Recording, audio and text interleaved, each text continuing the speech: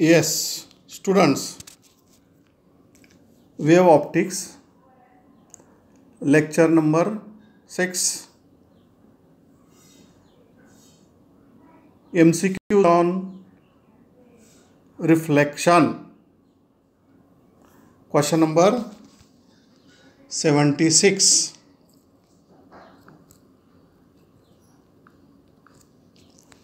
A man is 180 centimeter tall and his eyes are 10 centimeter below the top of his head.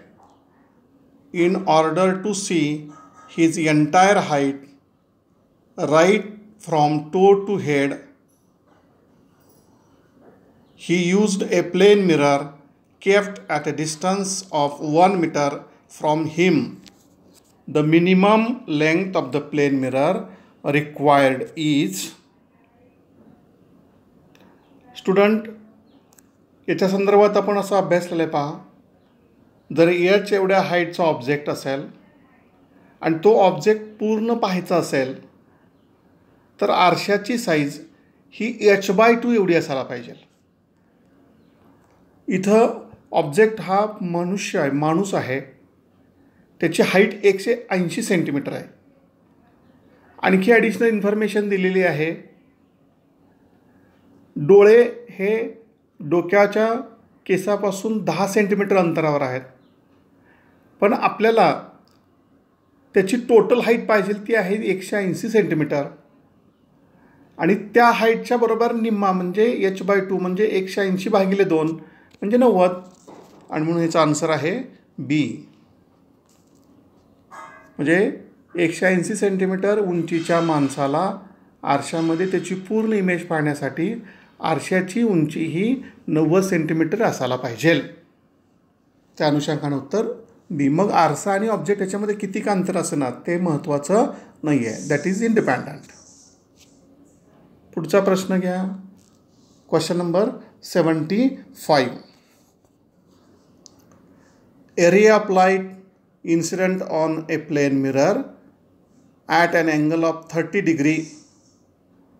The deviation produced in the ray is. Deviation मध्ये आपण पाहिले delta बरोबर 180 degree minus 2i. इथं तुम्हाला आयची value दिली आहे 30 degree. त्याची दुप्पट म्हणजे 2i बरोबर 60 डिग्री. 30 दोन्ही 60. 180 डिग्री याच्यातून 60 वजा केलं 120 राहतं. म्हणजे ऑप्शन डी हे याचं करेक्ट उत्तर आहे. Angle of deviation delta is equal to 120 degree. पुढचा प्रश्न question number 76. A ray of light is incidenting normally on a plane mirror. The angle of reflection will be. इथे लक्षात ठेवा angle of incidence normally incident आहे म्हणजे I is equal to 0 म्हणजे R is equal to सुद्धा 0. म्हणजेच उत्तर कुठलं असणार आहे option A 0. R is equal to 0 degree. Normal incidence म्हणजे सरफेसला परपेंडिक्युलर म्हणजे इन्सिडेंट रेनी नॉर्मलशी केलेला अँगल हा 0 असतो. म्हणून I is equal to 0, R is equal to 0. Next question 77. The nature of visible light waves is similar to. Visible light ही इलेक्ट्रोमॅग्नेटिक वेव्ह आहे. दिलेल्या आन्सरमध्ये एक्स रेज हे इलेक्ट्रोमॅग्नेटिक वेव्ज आहेत. बाकीचे alpha rays, beta rays, cathode rays हे electromagnetic waves नाहीत. म्हणजे नेचर कुणाशी जुळते option C X rays. X rays electromagnetic waves आहेत. व्हिजिबल लाईट इलेक्ट्रोमॅग्नेटिक वेव्ज आहेत. दोघांचं नेचर सारखं आहे. पुढचा प्रश्न 78. For a certain light, there are 2 × 10⁻³ waves in 1.5 millimeter in air, the wavelength of the light is. किती वेव्ज आहेत त्याची संख्या दिली पहा. आता आपल्याला माहिती आहे एका वेव्हची लांबी त्याला आपण वेव्हलेंग्थ असं म्हणतो. एका वेव्हची लांबी आपण त्याला काय म्हणतो? वेव्हलेंग्थ. आपल्याला नंबर ऑफ वेव्ज दिलेत, पण त्या वेव्ज किती अंतर कव्हर करतायत? 1.5 मिलीमीटर. म्हणजे 2 × 10⁻³ वेव्ज घेतल्या की त्याचं अंतर असणार आहे, त्यांनी कव्हर केलेलं अंतर असणार आहे 1.5 मिलीमीटर. आणि म्हणून इथं फॉर्म्युला आहे वेव्हलेंग्थ बरोबर thickness or length of the medium divided by number of waves, किंवा नंबर ऑफ वेव्जलाच वेव्ह नंबर असं म्हणतात. मग इथं थिकनेस किती दिलेली आहे किंवा लेंथ किती दिली आहे? 1.5 मिलीमीटर आहे. आता बघा इथं आन्सर अँगस्ट्रॉम मिनिटमध्ये, नॅनोमीटरमध्ये आहेत, मीटरमध्ये आहेत. आपल्याला इथं युनिट सिस्टीम पण काळजीपूर्वक बघायची आहे. पहिल्यांदा आपण आहेत अशा व्हॅल्यू बघूयात. 1.5 mm आहे, भागिले 2 × 10⁻³ केलं तर येणारं उत्तर हे मिलीमीटरमध्ये असेल. काय येईल बघा? 1.5 × 10⁻³ सॉरी मिलीमीटर टू मीटर केल्यानंतर -3 येईल बरं का. म्हणजे बघा मी इथं सोडवून दाखवतो. 1.5 × 10⁻³ divided by 2 × 10⁻³ number of waves आहेत. हा भागाकार घेतल्यानंतर उत्तर येणार आहे 0.75. म्हणजे उत्तर आहे 0.75 × 10⁻². हे 3 वरती आल्यानंतर प्लस होतील -6. पण एवढे मीटर आपण हे मीटरमध्ये कन्वर्ट केलं ना. आता 1.5ला 10⁻³ मल्टिप्लाय करून आता दिलेलं उत्तर कोणतं जुळतं आहे तर बघा सगळे 75च्याच भाषेत आहेत. पण आता इथं हे 10⁻⁻6 आहे. समजा याला मी 10⁻⁻9 केलं तर हा डेसिमल पॉईंट मला 3 पुढं न्यावं लागेल. म्हणजे इथं आणखी एक 0 ॲड करावं लागेल. म्हणजे उत्तर येईल 750 × 10⁻⁻9. स्टुडंट्स 10⁻⁻9 आहेत हे, ते जर काढले तर मीटरच्या ऐवजी आपण लिहिणार नॅनोमीटर. म्हणजे उत्तर इथं काय आलं? 750 नॅनोमीटर. आणि त्या अनुषंगानं उत्तर आहे ऑप्शन ए. कशा प्रकारे सोडवलं आपण? वेव्हलेंग्थ बरोबर लेंथ ऑफ द मीडियम भागिले नंबर ऑफ वेव्ज. ह्या फॉर्म्युल्याच्या आधारे हा प्रश्न सोडवलेला आहे. असे प्रश्न सोडवताना असताना युनिट सिस्टीम पण महत्त्वाची, ती काळजीपूर्वक बघावी लागते. इयत्ता 11वीमध्ये मेजरमेंट या चॅप्टरमध्ये तुम्ही युनिट सिस्टीम अभ्यासलेला आहात. त्याचं कन्व्हर्जन वगैरे व्यवस्थित करता आलं पाहिजे आणि मग आपण उत्तरापर्यंत पोहोचू शकतो. पुढचा प्रश्न, नेक्स्ट क्वेश्चन, क्वेश्चन नंबर 79.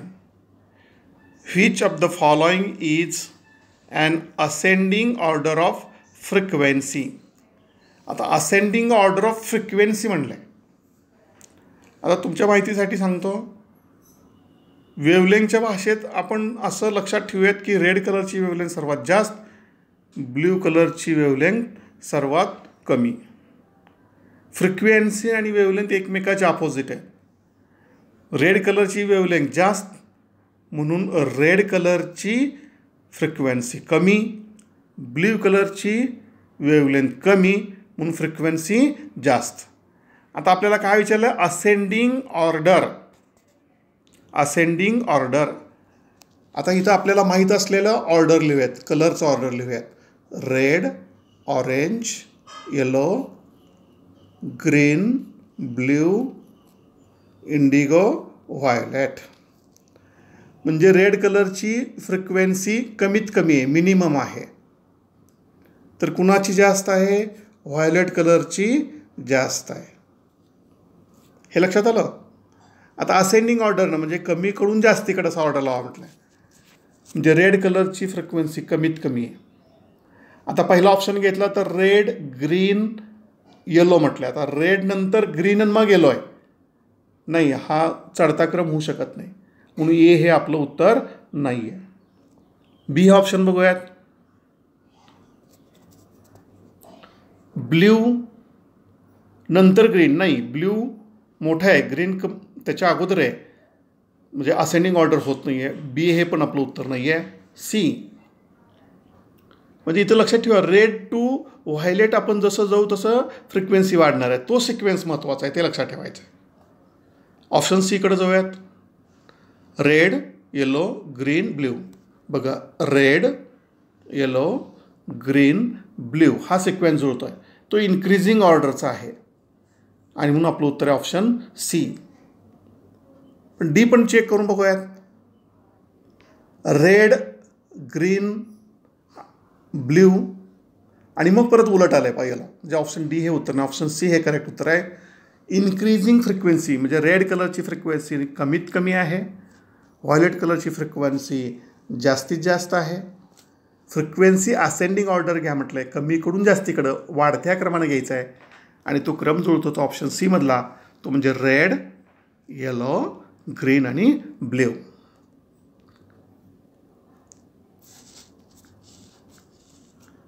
पुढचा प्रश्न घेऊयात. प्रश्न क्रमांक 80. The wavelength of light visible to eye is of the order of. आता आपण हे अभ्यासले पहा. नॅनोमीटरच्या भाषेत सांगायचं झालं तर 400 नॅनोमीटर ते 700 नॅनोमीटर. अँगस्ट्रॉमिनिटच्या भाषेत सांगायचं झालं तर 4000 अँगस्ट्रॉमिनिट AU ते 7000 अँगस्ट्रॉमिनिट या दरम्यानची वेवलेंथ आपल्याला पाहता येते, त्याला आपण व्हिजिबल म्हणतो. आता इथं दिलेल्या याच्यामध्ये 10⁻² हे मीटरमध्ये आहे. मग याचंच मीटरमध्ये रूपांतर केलं तर अँगस्ट्रॉमिनिट हे जर काढलं तर त्याच्याऐवजी आपण काय लिहितो, 10⁻10 लिहितो. म्हणजे पहिलं उत्तर जुळत नाही, ए हे उत्तर नाही आहे. 10⁻10 फक्त -10च म्हटलं आहे, त्याला जोडून काहीच नाही म्हणजे एक असतो. पण इथं 4000 ते 7000 मधली संख्या पाहिजे, म्हणजे बी हे उत्तर नाही आहे. ऑप्शन सी 1 मीटर हे उत्तर नाही आहे. साहजिकच डी असलं पाहिजे. काय बघूयात. 6 × 10⁻7 आहे. पण हे जर 3 झिरो घालवले -10च्या ऐवजी येतं -7 म्हणजे 4 × 10⁻7 मीटर ते 7 × 10⁻7 मीटर या दरम्यानच्या ज्या वेव्ज आहेत ते व्हिजिबल असतात आणि म्हणून ती संख्या जुळते 6 × 10⁻7 मीटर आणि म्हणून इथं उत्तर आहे ऑप्शन डी. पुढचा प्रश्न 81. Blue colour of sea water is due to.